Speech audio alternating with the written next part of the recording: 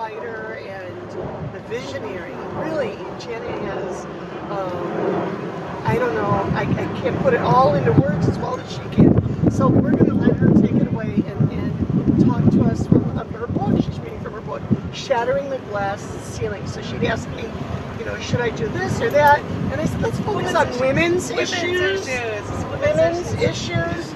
And somewhere around here, I brought one thing I brought with me. The one prop I brought with me today was a coating, or it's my perfect. My visual for perfect. And like, where did I put that hanger? It must have.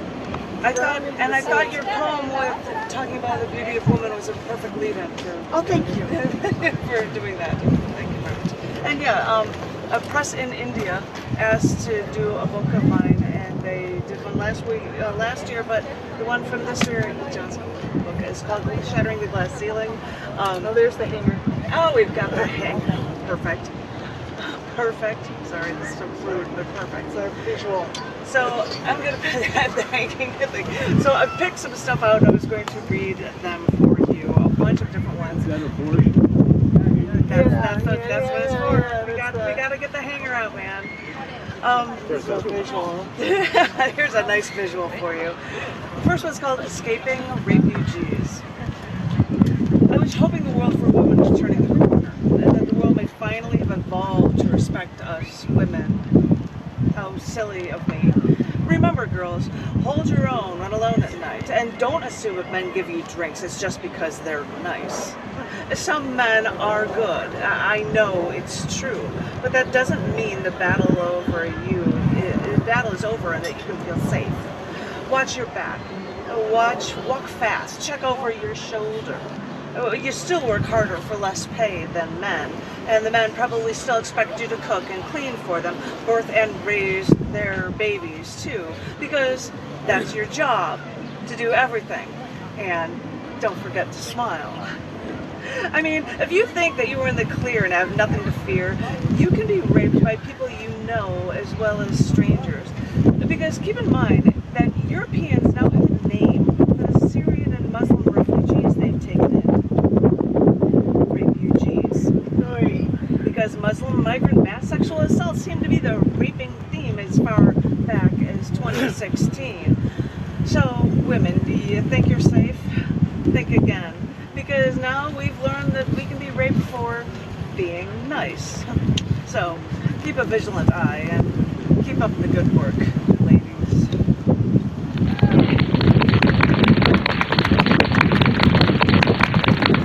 This one's even fitting for me personally. Objectifiable 2021. I've experienced it for I don't know how many years, men degrading women. When I was walking down the street today, a man in an ugly minivan stuck his head out of his window to holler for me. Wow, lucky me, I'm still objectifiable. But don't worry, objectification transcends physical proximity. And I've lost my page. I have to find it again. I'm sorry, I just lost it in the middle of it. This is what I have for having 30 things in here. There we go. I apologize. But objectifying women can actually transcend the actual proximity, because it can even exist in post-coronavirus times, while many places are actually still closed. I was interviewed on a Chicago radio station when a man could still post on a YouTube video that, quote, "I would like to see you wearing something a bit more revealing, because you've got a nice rack." Hi. Oi, exactly. You've got a nice rack. Because yes, lucky us, being as objectifiable as we all are, female objectification transcends the internet, yes. Lucky us. Hey, baby, do you need a ride? Not, you know what you're gonna do, right? This is an interesting one because different species and stuff. And this way I've got a variety of poems in this one. This one is called Killing, Loving, and the Power of Women. You can't help but love the look of the praying mantis. The unique way it moves is utterly fascinating to the eye. But I had no idea one of the reasons I could fall in love with the praying mantis was precisely because the woman kills her mate during or just after they've finished their mating business. Because really, what do you need them around for anyway after you got yours? And the beauty of this kind of conquest is that it happens across species, and it happens from insects to animals too. Some black widow spiders are known to kill their post-coital mates. Female spiders even have larger venom sacs. And the thing is, female bees and wasps have the stingers, not the males. Yeah, you heard me right. Those male worker drone bees don't even have stingers. And one female bee is chosen as to be, when they were young, to be queen, and then is raised by male bees until she rules over them all. Female honeybees call the shots in their caste system matriarchy in a female-centered hive where the males only serve for sexual reproduction. Also, male insects and animals are brightly colored and stand out to be better looking, to attract the females. And the females stay at home and take care of what's theirs. Even female octopi strangle their male mates when the deed is done. And the female lion does the majority of the hunting for its pride, sometimes not even sharing their food. Female bonobos and chimpanzees are the top of the group's social pyramid, the top of that matriarchal society. And get this, in many societies of the anglerfish, the male, which is smaller, literally attaches himself to a woman, and get this, starts to atrophy until she's ready to use him for reproductive needs. If the male anglerfish doesn't find a female, he will literally die. So I don't know how it got so messed up with us humans. We women have always been the ones with the power, and now we fight an uphill battle because we have been thought of as less than human. So that's a Nefertiti or Pharaoh Cleopatra is all I can think. Because somewhere along the line, men decided to take over the world, and we only gave them a home, gave them family and offspring to raise and flourish, in the male's name, no less. And what's our thanks? For stopping killing you men. You've taken our humanity. And for millennia, we fight for any rights back. And sorry, but I don't know who made this deal. But I didn't agree to it, so I want my money back. This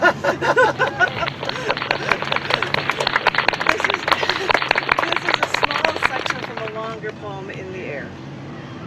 Have you ever noticed that the air isn't normal in a normal airplane? I mean, there's just something different about the air in the cabin that's different. It's got a smell to it. That's the only way I can describe it. A smell of all these people, and maybe not going places, but getting away as fast as they can. Once, I was on a flight back from DC. A flight attendant came by, a stack of magazines in her hand, Time, Newsweek, Business Week, and I stopped her, asking what magazines she had. And she looked at me and replied, "Message for you, huh? Oh, these magazines are for men." This is a true story. I asked her again, "What magazines do you have?" I had already read Time, so I took Newsweek. It's crazy. You want to take your money? I mean, it's just giving away, and I'm like, "Oh, these magazines are for men." I'm like, "You're kidding me." In this book, I've got a section of poems that relate to different events, and some of those things could be found in every event of the year. I think I toured with the first half of the year, the second half of the year. All the poems that I'm going to read that are event poems are also in this book, so I'm just showing it off every event of the year. And I think it's funny with these two books, these covers look like they're leather covers coming from a vegetarian, and I just find that brightly humorous. Okay. Anywho, but some of these are, I'm sharing with you, are events poems for different stories about things that relate to different days of the year. This one was written on the 7th of November, on the 1867 birth date of Marie Curie. So I got some science here. This one's called Open the Door for Us All. Open the Door for All. Born in Warsaw, the youngest of 5, she did well in school, but it didn't matter when women were not allowed higher education. Undeterred, she even made deals with professors to work there for free so she could also illegally go to school before schooling in Paris, where she found her love in Pierre. They married. They gave each other bicycles as wedding presents while she wore a black dress for her wedding. so that dirt wouldn't show when she went back to work. And work she did, separately from Pierre, until she discovered radioactivity, and Pierre put his pride aside and worked to help his wife. After his accidental death, it was a heartbreaking loss for her, but she took over his teaching post, making her Sorbonne's first female professor. She discovered radioactivity, but also a new element named for her home country. And in World War II, she developed portable X-ray devices that they nicknamed Little Curies. The Great War didn't get her, but her love for her studies did, as working with radiation so long and keeping vials of radium in her lab pockets daily would be too much, even for her genius. People truly admire Albert Einstein, whom she worked with, but for women, and for all of humankind, this woman faced more obstacles than most, and opened the door for all.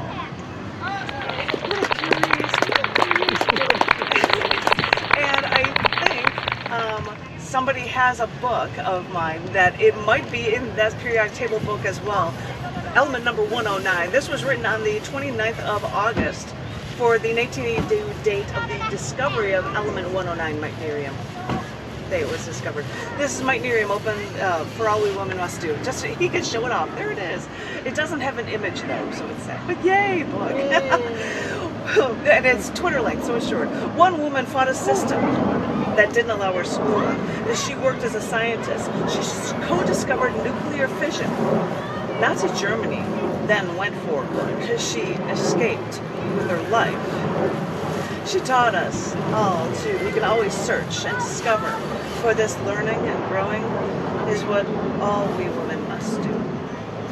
It's an amazing story when you hear about Meitnerium. I was just when I was going through the elements, I'm like, what? I mean, when they get to a point, they're available for like nanoseconds. You know, I'm like, why? What is Meitnerium? This woman lies in Meitnerium. It's just amazing. So, anyway, I'll go to another one that actually was written on the 21st of November for the 1929 birthday of feminist writer Marilyn French. This is called Extension of Him. When I got married, I thought about my having to take my husband's last name and use it as my own, destroying my own history, and by now calling myself an extension of him. Well, I don't know if I really thought that, but after I almost lost my own life and still spent my time trying to piece together who I was, I asked him, since the literary world knew me with my family name, the name of my father, born in 1929, if he was okay with me not changing my name.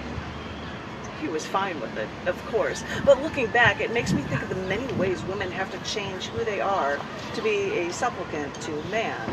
And, of course, if we women want to have a career, that's fine. But many men still think that women should cook and clean, and not only birth, but also raise their kids. It's so much for us women feeling like we can do it all on our own, while we are still expected to do more work for less pay and be happy for the opportunity in this patriarchal society. For the oppression of women is the underlying current in any male-dominated culture. Wait, who am I kidding? It's the underlying current in any culture. Let's not fool ourselves. Because I know that for years I worked as an acquaintance rape workshop facilitator, which made me a counselor and a sounding board for more women than I can remember. Since 1 in 4 women are sexually assaulted by the time they leave college, make that number 1 in 3 women over the course of their lives. Women like your sister, your mother, your daughter, just to name a few. But in our society, all women have been raped when men rape women with their eyes, their laws, and their codes.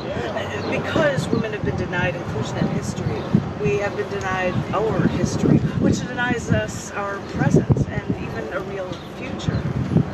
We can carefully chronicle the history of oppression and seclusion and exclusion. We can praise the strides we've made despite the man-made barricades that permeate every aspect of our female lives, while remembering the strides we still must take against all odds. Because we're strong creatures, you know, smiling demurely while we take care of others, all while getting ahead ourselves. It's our job.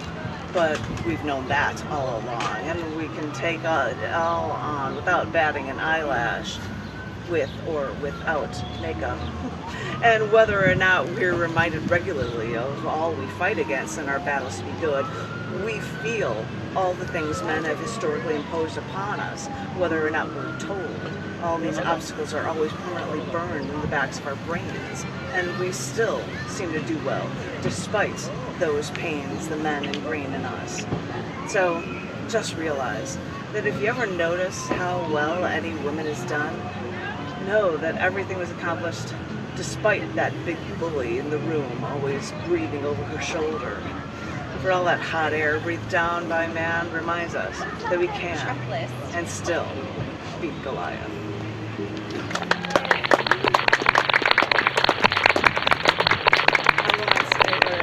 Events poems. This one was written on the 26th of August.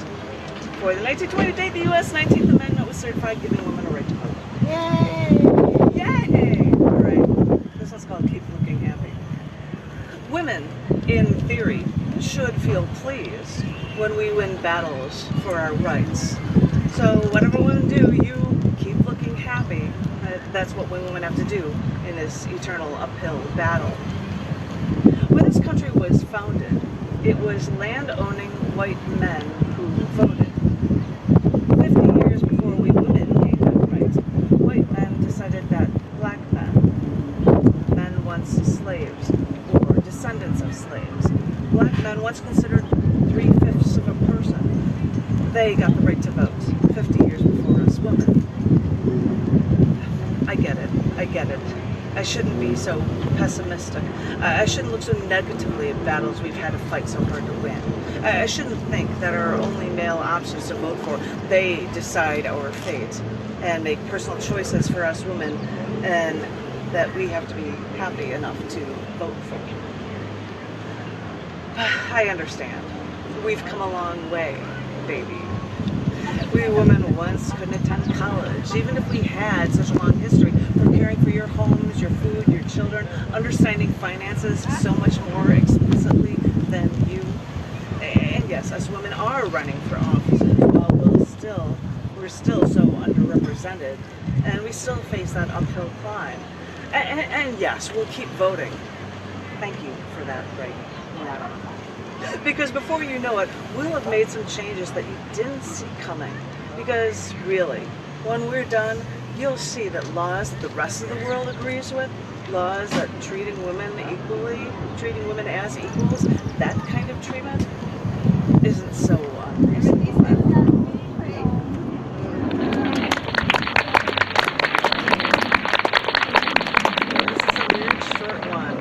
Of spacers on the 11th of October for the 1984 date, astronaut Catherine D. Sullivan aboard the Space Shuttle Challenger became the first American woman to perform a spacewalk.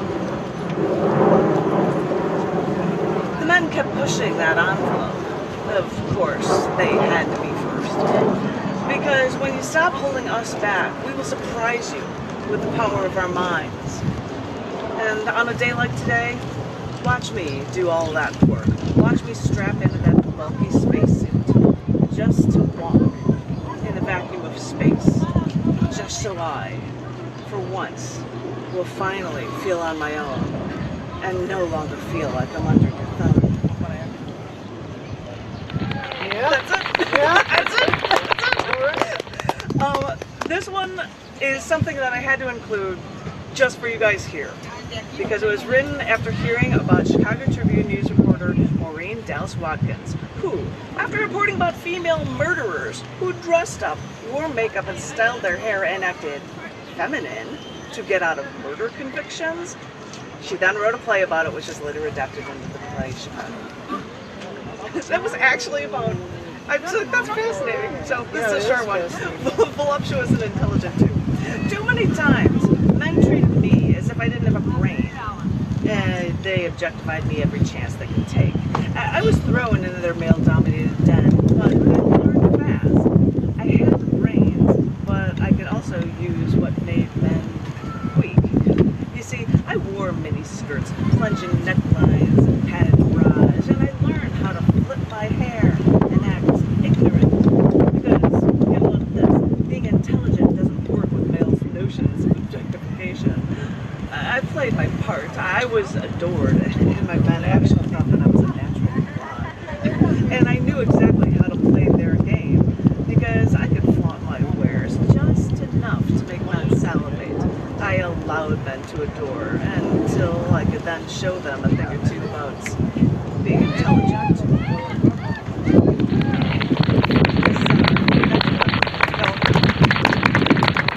This is one of the ones that I think I might have put online. I said I won't tell you the poem, but it has a translation in this book into Hindi as well. I think I read it once before leaving Chicago, and I'd like to share it with you because I don't think you've heard it. It's called Unmarried Women and Dead Bodies Everywhere.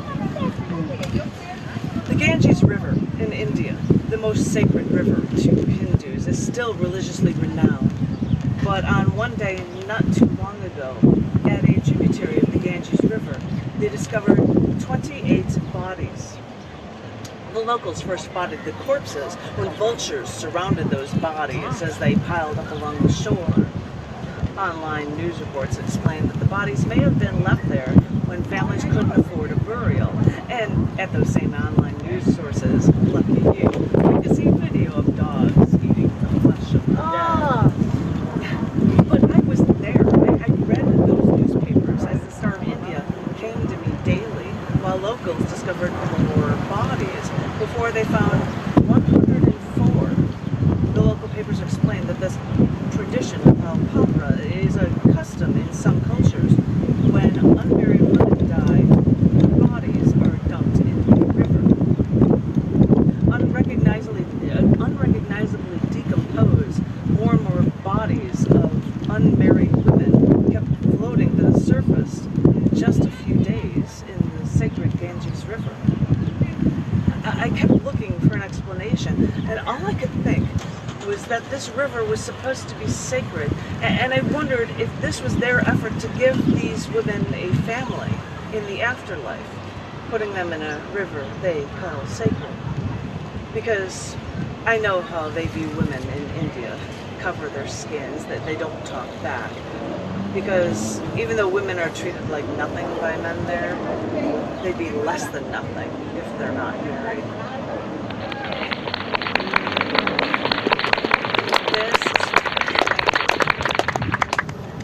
This is one that I read here at a feature 11 years ago. Which is why I'm including it. And I will not use the swears or bad words that are in it. But it starts with a quote from Pam via the internet that says, "Here's an addition for your degrading terminology for women list. In the construction field, they, men, have devised another form of measurement. When something is being lowered or fitted into place, they will often refer to an inch or two as up and down about a C word hair." And then they would go so far as saying that there's increments of the thickness of how much could it be from a blonde pubic hair to a black pubic hair. Why don't you dissect me? Take every single part of me and equate it with power tools, sports, and violence.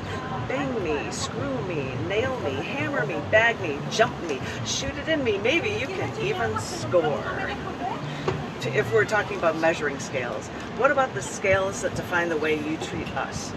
On one end is the minor stuff, calling us baby and sugar, whistling as we walk by. But then move along the scale, get to the blonde jokes. Yes, they're so funny. Then how about a pinch in the rear of the office? Well, that's harmless enough. And while you're at it, porn movies and magazines, what harm can they do? And hey, women have always worked at home, so you should have all the jobs and get the better pay anyway. And since we're just your property, you can have your way with us wherever you want, because hey, you've been doing it in every other aspect of our repressed, oppressed lives. So rape us, smack us around, knock us down a flight of stairs. That's what we're here for. God, I don't know how to measure these things anymore.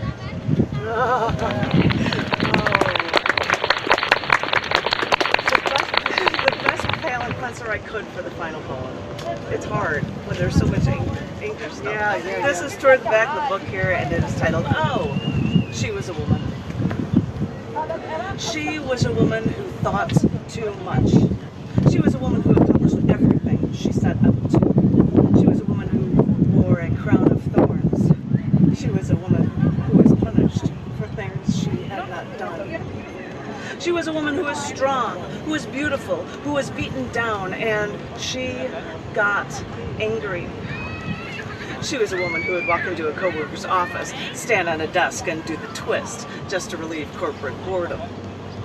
She was a woman who worked 18-hour days because she was a woman whose brain was always on. She was a woman who fought for her rights, and she was a woman who should not have been born. She was a woman who wrote poetry. She was a woman who believed in nothing but herself.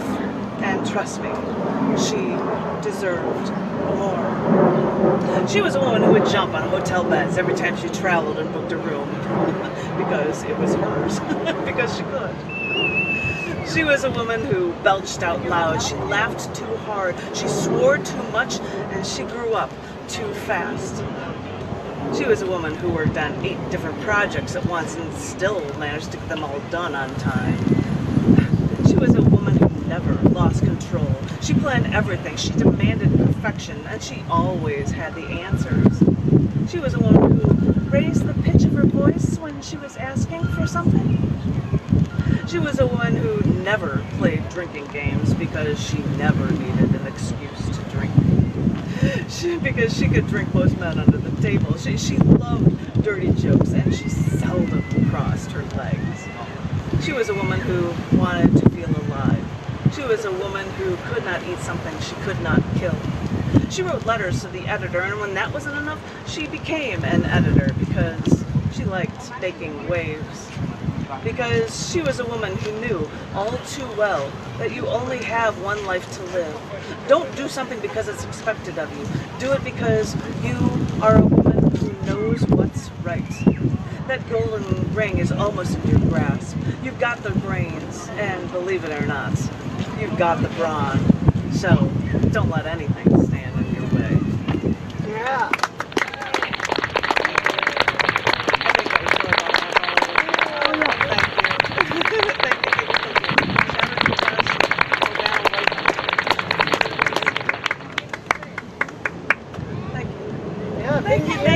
Thank you for listening. Thank you for listening. Thank you for everything. Where the hell not? Yeah, thank you. Well, you know, John said he wanted to come here on his birthday in March. He said, "What do you want to do for your birthday?" I'm like, I want to come back here. I want to come back here. You're a June, maybe? June 22nd. It was my birthday this week. So.